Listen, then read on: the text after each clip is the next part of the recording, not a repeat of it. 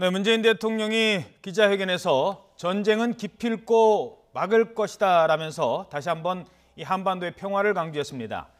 여당은 문 대통령 취임 100일을 가슴이 뻥 뚫린 100일이었다라고 높이 평가를 한 반면에 야당에서는 내로남불, 자화자찬이었다며 평가절하하고 있습니다. 자, 어제 기자회견 사전에 조율이 안 된 기자회견이었죠. 그래서였을까요? 한 기자가 대통령이 생각하는 레드라인은 어떤 것인지 알고 싶습니다 라고 질문을 하자 문 대통령도 레드라인은 여기까지라고 공개를 한 것을 두고 논란이 일고 있습니다. 추은호 해설위원, 차재원 부산 가톨릭대 초빙 교수와 함께 정치권 상황 알아보도록 하겠습니다. 안녕하십니까? 안녕하세요. 예.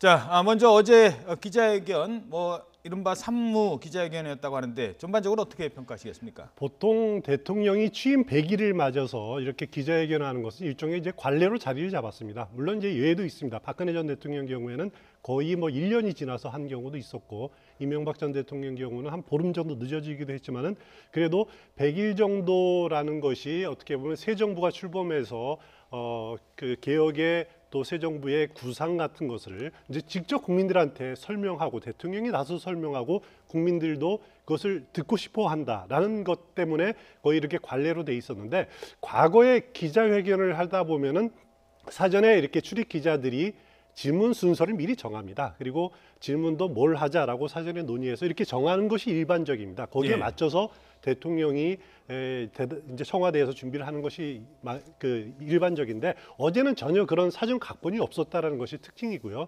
과거 노무현 대통령이 취임 100일 기자회견할 때 비슷한 형식을 취한 적이 있습니다. 그때도 사전 각본이 없이 진행이 된 적이 있었는데, 그때는 제 기억으로는 이제 노건평 씨 문제라든가 후원 회장이었던 이기명 씨 문제들도 이렇게 여과 없이 그 질문이 나왔던 것 같은데, 어제도 비교적 국정 전반에 대해서 물론 아쉬운 대목도 있습니다. 국정원 댓글 사건, 검찰개혁 문제 이런 것들은 어제 거론이 안 됐는데, 그래도 전반적으로 거론이 됐고 문재인 대통령 막힘없이 대답하는 그런 모습 보였습니다. 예, 차 교수님 보실 때는 어떻습니까? 저는 그런 생각이 들더라고요. 문 대통령 취임 후에 보여주었던 그 소통 행보, 파격적인 또 이런 이 격식 없는 그 행보, 결정판이 아닌가 하는 이야기들이 있는데 저는 충분히 공감이 되더라고요. 앞서 말씀하셨지만 이 산무회견이라고 해서 질의 순서나 각본이 없이 했다는 거 아닙니까? 사실 제가 참여정부 시절에 청와대 출입기자를 했습니다. 당시 이 문재인 대통령이 민정수석 시절에 제가 출입을 했는데, 당시 문재인 민정수석은 거의 매일이다시피 기자실에 나와서 여러 가지 관련 사안에 대해서 브리핑을 한 적이 있거든요. 아마 그런 모습을 제가 어제 다시 한번 되살려보는 하나의 계기가 됐던 것이 아닌가 생각이 들 정도로 막힘없이 말씀을 상당히 많이 하셨는데, 한 가지 앞서 우리 앵커께서도 말씀하셨지만 레드라인이라는 아주 민감한 문제에 대해서 아마 정문을 통해서 적답을 하다 보니까 그런 좀 외교적으로 민감한 사안에 대해서 섣불리 이렇게 말씀하신 부분도 있지 않나 하는 생각이 들고요. 사실 당시 제가 청와대 출입할 때 10년 전이긴 합니다만은, 그때 노무현 대통령도 사실 이 취임 100일 기자회견뿐만 아니라 여러 가지 국정 현안이 있을 때마다 적극적으로 나와서 많이 기자회견을 했거든요. 그러면서도 일종의 이 자신의 버텨놓은 말 때문에 정치적으로 발목이 잡히는 경우도 있었습니다. 예를 들면 대표적으로 대선 자금 수사 기간 중에 이 당시 이 상대 후보가 썼던 10배. 선거 자금의 10분의 1만 넘어가면 재신임을 묻겠다는 그런 발언 때문에 상당히 정치적으로 공격이 처해진 측면도 있었습니다만, 어쨌든 어제 문 대통령이 보여줬던 이 아주 각본 없는 기자회견은 나름대로 본인의 그 진정성을 국민에게 전달할 수 있는 하나의 좋은 계기가 아니었나 하는 생각은 듭니다. 예. 자, 그럼 요점을 먼저 제가 정리를 해드리도록 하겠습니다. 취임 100일에서 나왔던 대표적인 얘기 저희들이 한 5가지로 정리했습니다. 함께 보시죠. 한반도 위기와 관련해서는 다시 한번 강조를 했죠. 전쟁 없다라고 자신 있게 말할 수 있다라고 얘기했고요. 레드라인에 대해서는 북한이 ICBM 능력을 갖춰서 거기다가 핵탄두를 탑재했을 때를 레드라인으로 본다라고 얘기를 했습니다. 코드 인사 논란에 대해서는 그런 것 없다. 역대 가장 균형 있는 인사라고 강조를 했습니다. 그리고 복지 정책 너무 이것저것 다 주는 것 아니냐. 산타클로스 복지 얘기가 나오자 거기에 대한 재원 대책 꼼꼼하게 설계돼 있다라고 강조를 했습니다. 그리고 부동산에 대해서는 이른바 미친 전월세값 잡겠다. 또 그리고 더 강한 대책은 주머니에 들어있다라고 얘기를 했습니다. 레드라인에 대한 얘기를 안 할 수가 없는데요. 어제 이제 한 기자가 대통령이 생각하는 레드라인에 대해서 알고 싶습니다라고 질문을 했습니다. 그러니까 다른 사람들은 주변에 있던 참모들이 했어요. 설마 얘기를 할까라고 했는데 일단 그 얘기부터 질문드리죠. 레드라인이라는 게 뭡니까? 외교적인 분야에서 레드라인. 레드라인이라면 말 그대로 넘어서는 안 되는 그 금지선이라고 보면 되죠. 이거 넘어서면은 이제 단순하게 대화나 협상 아니면은 제재를 넘어서 군사적 행동까지도 뭐 감수하겠다, 불사하겠다라는 그런 선이라고 볼 수 있는데, 예. 여기에 문제가 있습니다. 그러니까 북한이 어떤 행동을 할 경우 그것을 이제 레드라인으로 보면은 알겠습니다. 거기까지만 제가 듣고요. 그때 문재인 대통령의 발언을 듣고 질문 이어가도록 하겠습니다. 레드라인에 대한 대통령의 정의입니다.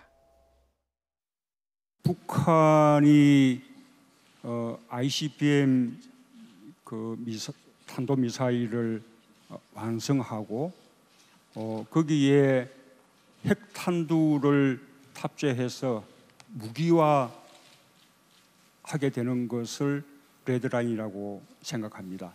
지금 북한이 점점 그 레드라인의 임계치에 다가가고 있다고 생각합니다. 계속 하시죠. 일단 문재인 대통령 레드라인 넘어서는 안 될 선을 이렇게 명시를 했습니다. 그 다음에 대두되는 문제가 그러면 우리는 어떤 행동을 할 것인가라는 문제가 되는 거거든요. 과연 문재인 대통령이 어제 계속 요즘 말씀하시는 것이 한반도에 전쟁이 일어나서는 안 된다고 하는 건데 그러면 우리가 군사적 공격까지도 미국과 더불어서 할 각오가 돼 있느냐라는 그런 의지의 표명이 명확하지 않았다는 문제가 있고요.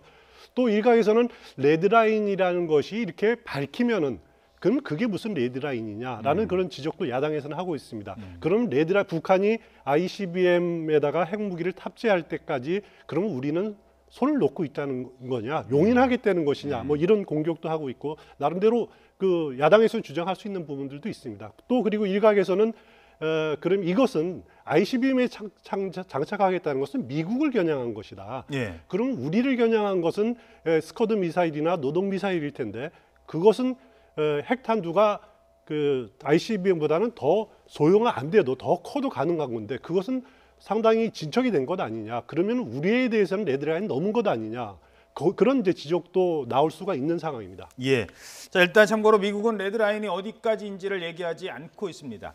자, 레드라인, 선이잖아요. 이렇게 뚝 정해놓으면 이게 넘기 전과 넘은 다음이 너무나 명확해지는 거고 넘었을 땐 그럼 어떻게 할 것이냐는 지적하셨고요. 이 선이 아니라 좀 넓게 이만큼을 레드라인을 하면 이미 ICBM 개발할 때부터 넘어섰고 그 다음에 어디까지 우리가 용인해 줄 거는 건 우리가 갖고 있어야 되는데 그거를 노출해 주는 거잖아요. 그렇죠. 그런 측면에서 보면 어떻게 보면 이런 부분에 있어서 사실 전략적 모성을 유지해야 될 필요가 상당히 필요한 부분이 아니었나 하는 지적이 나올 수밖에 없는 것이죠. 사실 지금 문재인 대통령은 지금 이 레드라인 넘지 않았고 임계치에 가까워지고 있다고 했거든요. 그럼 임계치에 가까워지고 있다는데 그럼 뭐가 지금 부족하냐? 그러면 지금 북한이 ICBM급 이 지금 추진체를 만든 것 같아요. 그렇다고 한다면 문재인 대통령과 지금 이 문재인 정부가 생각하는 부분에 있어서 이 레드라인이라는 것은 핵탄두가 소형화되고 경량화돼서 ICBM의 머리 꼭대기 위에 올라갈 수 있는 단계. 그리고 또 하나는 이 지금 ICBM을 쏠 경우에는 대기권 밖으로 나갔다 다시 재진입할 때의 그 기술, 이 상마 기술이라는 걸 기술을 확보했느냐. 그 두 가지를 지금 보고 결정하겠다는 의미로 받아들여지는 거거든요. 그렇다고 한다면 앞으로 북한이 6차 핵실험을 한다든지 6차 핵실험 같은 경우는 아마 소형화 또 이 경량화를 위해서 분명히 필요한 조치를 할 그런 핵실험을 할 가능성이 있다. 또 한편으로는 또 다시 추가적인 미사일을 발사했을 때 이거는 대기권 재진입 기술을 확보하기 위해서 했을 가능성이 높지 않겠습니까? 그럴 경우에는 그러면 이것이 레드라인 넘었느냐 안 넘었느냐를 놓고 그럼 우리 정부가 행동을 해야 되느냐 말아야 되느냐는 식으로 이 상당히 이 행동의 준거 기준이 돼버린다는 것이죠. 그런 측면에서 본다고 한다면 어제 발언은 상당히 섣불렀다. 그런 측면에서 어제 국민의당 김유정 대변인이 그 이야기를 했습니다. 기준선을 너무 단정함으로써 외교적 미숙함을 드러냈다는 지적을 피할 수 없을 것 같습니다. 자, 그리고 또 하나 지금 얘기가 되고 있는 게 바로 탈원전 정책에 대한 언급입니다. 어제 한 기자가요. 다 끝났는데 마지막까지 이 질문은 꼭 하겠다고 그래서 질문을 합니다. 자, 고리 원전에 대한 질문이었는데요. 어떤 내용이 나왔는지 들어보시겠습니다. 지금 가동되고 있는 그 원전의 설계 수명이 만료되는 대로 하나씩 원전의 문을 닫아 나가겠다는 것입니다. 그렇게 되면 근래에 가동이 된 원전이나 또 지금 건설 중에 있는 그 원전은 설계 수명이 60년입니다. 적어도 탈원전에 이르는 데는 60년 이상의 시간이 걸리는 겁니다. 네, 이 신고리 5, 6호기에 가까운 지역에 있는 이제 지역 언론에서 특히 네. 이제 이 질문을 했었는데 일단 그쪽 여론은 어떻습니까? 그 주변의 여론은. 사실 뭐 지금 울산을 비롯한 부산하고 경주 이쪽은 상당히 지금 우리나라 동남권에 지금 그 원전이 상당히 많습니다. 이것이 이 밀집도로 따지면 세계 1위거든요. 그리고 지금 작년에 이 경주에 지진이 일어났지 않습니까? 그 때문에 사실 그 지금 원전이 지금 단층대 위에 올라선 것이 아니냐는 그런 우려가 커지고 있거든요. 예. 그렇기 때문에 이 지금 그 동남권 주민들 입장에서는 지금 원전의 반경 30km 안에 사시는 인구가 350만에 아하. 가깝습니다. 그렇기 때문에 후쿠시마 원전 같은 경우 30km 이내는 좀 다 소개를 하고 있는 상황이지 않습니까? 만약에 이 동남권에서 원전에 무슨 사고가 났을 경우에는 그럼 350만이 어떻게 대피하느냐, 그 문제가 현실적으로 다가올 수 있는 문제이기 때문에 동남권 주민들 입장에서는 원전을 둘러싼 여러 가지 비용이나 에너지 정책에 따른 여러 가지 부담보다는 문제 당장 그분들한테 급하게 다가오는 것은 안전 문제라는 것이죠. 그리고 또 하나는 지금 원전에서 발생하고 있는 여러 가지 폐기물들, 그중에 지금 뭐 중전이 폐기물은 지금 경주에 방패장을 만들고 있지만 고준위 폐기물 같은 경우 반감기 예. 자연 상태로 돌아오는데 만년에서 10만 년 가까이 걸린다고 그렇죠. 그러거든요. 그 관리를 어떻게 할 것이냐. 지금 임시 수조에 수많은 지금 그 고준위 그 핵 연료봉들을 지금 쌓아두고 있는데 이게 지금 포화 상태거든요. 그래서 지금 원전에서 지금 옆에다가 임시 지금 저장 시설을 지으려고 하고 있습니다. 예. 임시 저장 시설에 대한 안전이 보장 안 되기 때문에 그 지역 주민들이 상당히 반대를 하고 있는 상황이기 때문에 특히 그 지역 주민들 입장에서는 탈원전 문제에 대해서는 중앙의 여러 가지 정치적 논란과는 조금 별개로 자신들의 주거의 문제, 안전의 예. 문제 차원에서 바라보고 있는 거죠. 네, 잘 들었습니다. 자, 그래서 그렇다고 지금 원전을 뭐 안 짓겠다, 안 하겠다 이렇게 해버리면 그럼 당장 뭐 어떻게 하지 하는 거냐 이런 논란이 계속 나오니까 그렇습니다. 그건 아니고 정책의 방향을 지금부터 바꾸자는 거다. 60년 걸린다 이렇게 얘기를 했어요. 그렇습니다. 문재인 대통령이 후보 시절에 일단 신고리 5호기하고 6호기 공사를 중단하겠다 이렇게 공약을 한 적이 있습니다. 그렇죠. 그래서 그것을 바로 하지 않고 지금 공론화위원회에서 그 국민 공론에 맡기겠다라고 하고 있고요. 그리고 유럽 같은 국가도 보면 이제 독일 경우에는 2025년에 원전 제로로 하겠다. 프랑스 경우에는 50%로 줄이겠다라고 하는 이렇게 세계적인 추세가 국민들의 안전을 위해서 탈원전, 재생에너지로 신재생 에너지로 가는 거기 때문에 우리도 그 방향에 가야 된다. 하지만은 그것이 당장 이루어질 것이 아니라 60년 이렇게 장기적으로 우리가 추진해야 될 과제다라는 그런 점을 분명히 했습니다. 예. 자, 이런 얘기가 나오자 자유한국당 홍준표 대표가 바로 신고리 5, 6호기 건설되다 중단된 이 현장을 찾아가서 문재인 대통령의 탈원전 정책을 비판하고 나섰습니다. 이 내용 들어보시죠. 운동권과 좌파 시민단체 중심으로 이 원전 정책을 교섭으로 진행하는 것도 나라의 장래를 위해서 참으로 어렵다. 최고의 기술을 가진 한국의 원자력 기술을 가장시키는 것은 국가적으로도 옳지 않고 또 이 나라 미래를 위해서도 옳지 않은 결정이다. 네, 뭐 반대에 대한 얘기는 계속 나오니까요. 네. 탈원전에 대한 네. 반대는. 홍준표 대표가 저렇게 반대하는 정치적인 이유는 어디에 있는 겁니까? 뭐 정치적인 이유에 앞서서 가장 경제적인 문제를 좀 짚고 넘어갈 필요가 있을 것 같습니다. 아마 지금 홍준표 자유한국당 대표를 비롯해서 야당의 입장에서는 급격한 에너지 정책의 전환 자체가 우리 산업 또 가계에 큰 타격이 줄 수 있다. 왜냐하면 이 지금 그러니까 신재생 에너지를 도입할 수밖에 없는데 거기에 따른 상당히 비용 부담이 크다. 예. 그리고 두 번째는 앞서 홍 대표도 말씀하셨지만 우리나라의 원전 기술이 세계 1위 정도의 기술인데 왜 이 좋은 기술을 우리 스스로가 버리느냐. 그리고 세 번째는 수술까지 한다면서요? 예, 수술까지 한다면서 왜 그걸 갖다 스스로 사장하느냐. 그리고 세 번째는 그거 같습니다. 환경을 명분으로 한 이 좌파 정책에 너무 지금 올인하고 있는 것이 아니냐, 문재인 정부가. 그런 측면에서 반대를 하는 것 같은데요. 지금 뭐 사실은 그 앞서 제가 부산 경남 울산의 그 지역 분위기를 전달했습니다만 지금 부산시장이 지금 당적이 자유한국당 당적을 갖고 있습니다. 근데 서병수 시장도 지금 이 고리 원자력 발전소의 중심으로 한 안전 문제에 대해서 상당히 심각한 우려를 표하면서 탈원전에 적극적으로 동조를 하고 있는 입장이거든요. 부산시장은요. 그렇기 네. 때문에 이 홍 대표가 어저께 좌파 단체 중심으로 뭔가 이 탈원전이 진행한 것처럼 말씀하신 부분은 이 지금 자유한국당 소속의 광역단체장이 반대하는 그 부분하고는 어떻게 서로 상관이 있는지 그거는 뭐 조금 이해가 잘 안 되는 부분입니다. 예, 막상 그 부울경의 여론은 탈원전에 찬성을 하는 여론이 좀 많은 걸로 제가 알고 있습니다. 예, 알겠습니다. 물론 구체적인 여론조사 내용은 나중에 좀 더 파악이 되면 말씀드리도록 하겠습니다. 그 어제 문재인 대통령 취임 100일에 그 맞춰서 이제 대통령 취임표 나오잖아요. 그렇습니다. 그거 사려고 줄을 그렇게 많이 섰다고요? 그렇습니다. 어제 새벽부터 줄을 많이 서서 그 온라인 판매하고 오프라인 판매가 이렇게 병행이 됐습니다. 예. 온라인 판매는 뭐 6대4 비율로 진행이 됐다는데 어제 그냥 바로 시작하자마자 다 끝나버렸고요. 예. 오프라인에서 이제 우체국에서 파는 것은 거의 뭐 92% 넘게 어제 다 판매가 됐다 그럽니다. 뭐 아마 오늘 중으로 다 판매가 마감이 될 것 같은데 그 무척 인기가 좋습니다. 요즘 그래서 뭐 이니굿즈라고 해서 문재인 대통령의 끝자인 인자를 따서 뭐 이니 애칭해서 굿즈, 문재인 대통령의 상품 뭐 이런 예. 식으로까지 표현을 할 정도로 널리 인기를 끌고 있는데 대표적인 상품이 바로 이 문재인 대통령의 취임 100일 기념 우표가 아닌가 싶습니다. 예. 기념우표의 발행 가격은 정해져 있는데요. 이게 이제 거래가 되면 나중에는 희소성에 따라서 이제 비싸지기도 그렇죠. 하고 그러잖아요. 예. 이승만 대통령 그때는 일단 발행 장수가 적어서 가격이 높답니다. 한 30만원에서 35만 원.